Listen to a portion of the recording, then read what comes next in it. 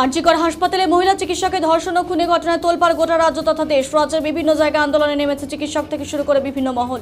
থেমে নেই শিলিগুড়ি শহরও। শিলিগুড়িতে একদিকে যেমন কর্মবিরতিতে পালন করছে চিকিৎসকেরা, অন্যদিকে ঘটনার প্রতিবাদে সোচ্চার। মঙ্গলবার আরজিকর মেডিকেল কলেজে ঘটনার প্রতিবাদে এবং দোষীদের কঠোর থেকে কঠোরতম শাস্তির দাবিতে উত্তরবঙ্গ মেডিকেল কলেজ ও হাসপাতালে চিকিৎসকেরা এই দিনবাদ মিছিল বের করেন। এই দাবিতে আন্দোলন চলছে অবিলম্বে বিচার বিভাগীয় তদন্ত করতে হবে। বাহানা চলছে কেন? বাহানা চলছে কেন? বাহানা চলছে কেন?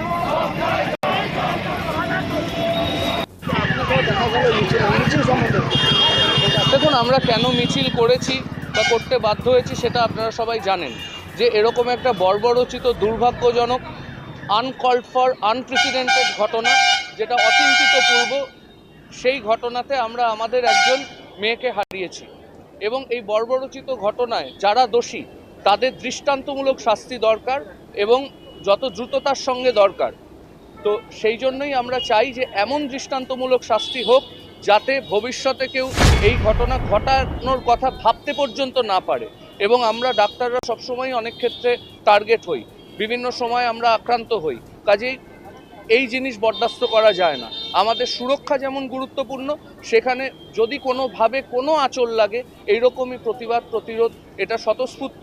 ছাত্রছাত্রীরা, শিক্ষক শিক্ষিকারা, সমস্ত চিকিৎসক মিলে এবং বেশ কিছু